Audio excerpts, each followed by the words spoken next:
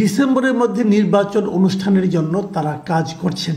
সরকারের জন্য এটা একটা শুভ বুদ্ধির পরিচয় ওনারা দিয়েছেন। নাহিদ ইসলামী হচ্ছে নতুন দলের প্রধান, যে ওনার ছেলে সবচেয়ে গুরুত্বপূর্ণ মন্ত্রণালয়ের মন্ত্রী, এবং ওনার ছেলে কয়টা মসজিদে কত টাকা দিয়েছেন, কোথায় 10 লক্ষ টাকা দিয়েছেন, সমস্ত কাহিনী উনি বর্ণনা করলেন। তারপরে উনি বললেন যে আপনারা চাইলে আমার ছেলে এখানে নির্বাচন করবে। এটা তো সুস্পষ্ট নির্বাচনী প্রচারণা হয়ে গেল। আমি আগেও বলেছিলাম একবার যে নির্বাচন এই বছরের মধ্যে হওয়া সম্ভব। আমি বলেছিলাম নির্বাচন এই বছরের মধ্যে হওয়া উচিত। আমি এই কথাও বলেছিলাম নির্বাচন এই বছরের মধ্যে না দিলে বড় ধরনের একটা রাজনৈতিক সংকট তৈরি হতে পারে। শেষ পর্যন্ত এই বিষয়ে একটা ধারণা পাওয়া গেল বিএনপির 3 জন নেতা সরকার প্রধান উপদেষ্টা যিনি আছেন ডক্টর ইউনূসের সঙ্গে আজকে দেখা করেছেন। বিএনপির থেকে শীর্ষস্থানীয় 3 জন ছিলেন ফখরুল ইসলাম আলমগীর, সালাউদ্দিন আহমেদ, মেজর হাফিজ। আর সরকারের পক্ষে ছিলেন প্রধান উপদেষ্টা নিজে, ডক্টর আসিফ নজরুল, আদিলুর রহমান খান যিনি আছেন, শুভ্র সাহেব এবং সালাউদ্দিন আহমেদ। বেশ ভালো সৌহার্দ্যপূর্ণ পরিবেশে মিটিং হয়েছে। বৈঠক থেকে বের হয়ে মির্জা ফখরুল ইসলাম আলমগীর যে কথাটা বললেন সেটা হলো যে প্রধান উপদেষ্টা তাদেরকে বলেছেন যে ডিসেম্বরের মধ্যে নির্বাচন অনুষ্ঠানের জন্য তারা কাজ করছেন। এটুকু প্রধান উপদেষ্টা বিএনপি নেতাদেরকে বলেছেন, এবং তিনি তারপরে আরও বলেছেন, মানে প্রধান উপদেষ্টা নয়, মির্জা ফখরুল ইসলাম আলমগীর সাংবাদিকদেরকে বলেছেন যে আমরা আশা করছি অতি দ্রুত সরকার নির্বাচনের একটা রোডম্যাপ ঘোষণা করবেন এবং জনগণের প্রত্যাশা অনুযায়ী নির্বাচনের ব্যবস্থা করবেন। এই হলো মির্জা ফখরুলের সংক্ষিপ্ত আলোচনা। হয়তো পরবর্তীতে আরও ডিটেল পাওয়া যাবে, এতটুকু পাওয়া গেছে। তো মোটামুটি একটা ধারণা পাওয়া গেছে যে তাহলে নির্বাচনটা এবছরই হচ্ছে এবং এবছর হওয়া উচিত। আমি আগেও বলেছি, না হলে বড় একটা বিপাকে পড়ে যাবে এই সরকার। কারণ ওনারা তো দেশ চালাতে পারছেন না, ওনারা তো সাধারণ মানুষের চাহিদা মেটাতে পারছেন না। ওনাদের নিরপেক্ষতা নিয়ে তো প্রশ্ন উঠেছে, অলরেডি উঠেছে। আমি নিজে তো মনে করি যে যদি ডিসেম্বরের মধ্যে নির্বাচন হয় তবুও কি এই সরকার সেই নির্বাচন পরিচালনা করার মতো নিরপেক্ষতা ধরে রাখতে পারবেন, অথবা এরই মধ্যে পেরেছেন? এ নিয়ে কিন্তু আমি প্রশ্ন তুলেছি ভাই, এবং আমি মনে করি অন্য কেউ তুলুক বা না তুলুক এই প্রশ্ন আমি তুলতেই থাকবো।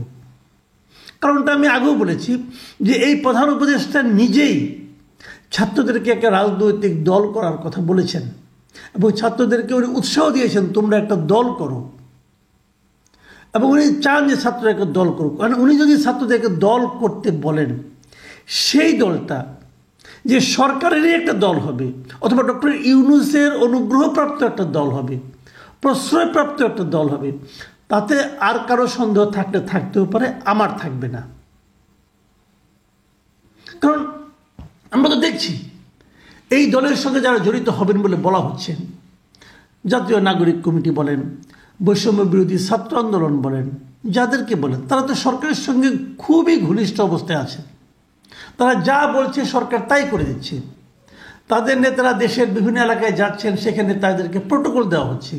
প্রশাসনের বিভিন্ন স্তরে তাদের প্রভাব দেখা যাচ্ছে। মন্ত্রণালয়ের বিভিন্ন কমিটিতে এই ছাত্ররা জায়গা পাচ্ছে। তো এরা তো সরকারেরই পার্ট।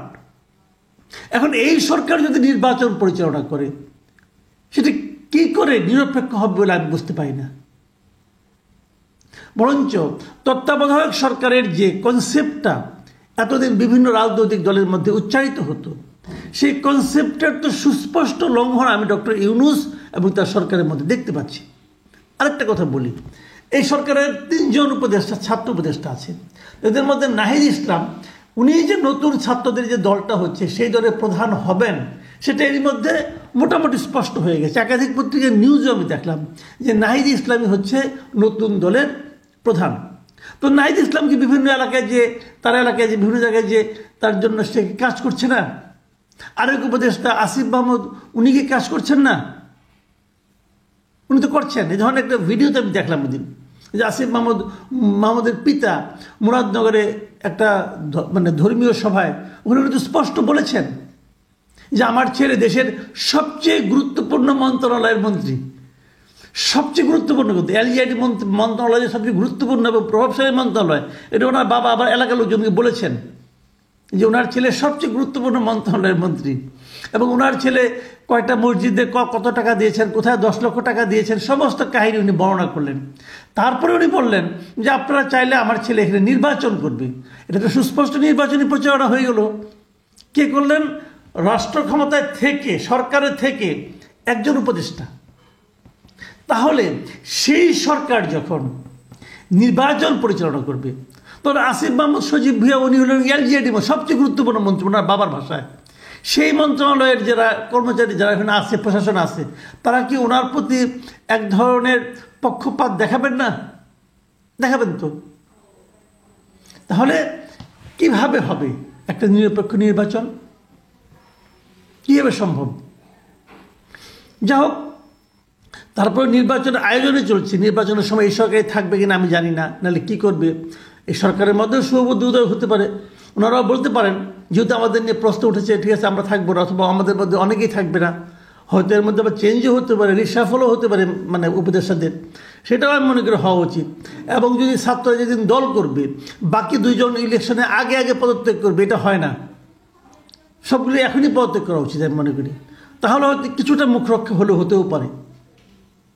নতুনত্ব আমি কোনো পথ দেখি না। তারপরে আমি আবারও বলবো যে ডিসেম্বরে নির্বাচন হওয়াটার সিদ্ধান্ত যেটা সরকার নিয়েছে, যদি নিয়ে থাকে, ফখরুল ইসলাম আলমকে নিশ্চয়ই ভুল বলবেন না, যদি নিয়ে থাকে তাহলে আমি মনে করি সরকারের জন্য এটা একটা শুভ বুদ্ধির পরিচয় ওনারা দিয়েছেন। আর একটু আগে হলে ভালো হতো। আমার পেছনে অক্টোবরে হওয়া উচিত ছিল। অক্টোবরে হলে সব দিক দিয়ে ভালো হতো। যদি আপনি ডিসেম্বর পর্যন্ত টেনে নিয়ে গেছেন, যদি সেখানে হয় সেটাতে আমি মনে করি অতি উত্তম হবে।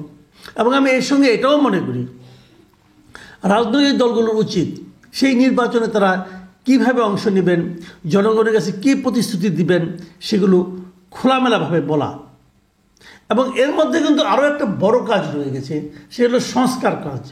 সরকারের অলরেডি এরই মধ্যে 6টা সংস্কার কমিশন তাদের পূর্ণাঙ্গ রিপোর্ট দিয়েছে, সেগুলো পাবলিক ডোমেইনে প্রকাশ করা হয়েছে। এটা আমি খুবই পজিটিভলি নিয়েছি এবং আমি মনে করি সরকার একটা ভালো কাজ করেছে। সাধারণ মানুষ যারা আছে তারা ইচ্ছা করলে সেখানে যে থরোলি এগুলি দেখতে পারে, ডাউনলোড করে নিতে পারে, ওপেন আছে একদম। আমি নিজেও ডাউনলোড করে নিয়েছি, আমি পড়ছি। আমি ইনশাল্লাহ যদি সময় পাই এরপর আমি প্রত্যেকটা সংস্কার কমিশনের রিপোর্ট নিয়ে আলোচনা করার চেষ্টা করব। সেটা তো হচ্ছে। এবং এগুলো নিয়ে তো পলিটিক্যাল লিডারদের সঙ্গে বসবেন, পলিটিক্যাল লিডাররা কীভাবে রিয়েক্ট করেন, তারা কী প্রস্তাব দেন, সেই প্রস্তাবের বিরোধটা কোন পর্যন্ত যায় সেটাও দেখার ব্যাপার আছে। এইগুলো করে তারা নির্বাচনটা করবেন। নির্বাচন কমিশনকেও দেখলাম তারাও বেশ ইতিবাচক অবস্থানে আছেন। সেই হিসাবে একটা নির্বাচন হতে যাচ্ছে, এটা আমাদের জন্য একটা আমি মনে করি সুখবর। আমরা একটা গণতান্ত্রিক রাষ্ট্র পেতে যাচ্ছি। অনেকে আশঙ্কা করেছেন যে নির্বাচন হলে একটা গণতান্ত্রিক রাষ্ট্র হলে কি সব ঠিক হয়ে যাবে? না, তা ঠিক হবে না। তবে আমি মনে করি নতুন যারা ক্ষমতায় আসবেন তারা কিন্তু এই যে সদ্য যে পতিত যে স্বৈরাচার কি করলে কি হয়, এই শিক্ষাটা তারা সেখান থেকে নেবেন। যদিও আমরা অতীতের ইতিহাস দেখেছি, ইতিহাস থেকে কেউ কখনো শিক্ষা নেয় না, তারপরে আমরা আশা করব তারা নেবেন যারাই ক্ষমতায় আসেন।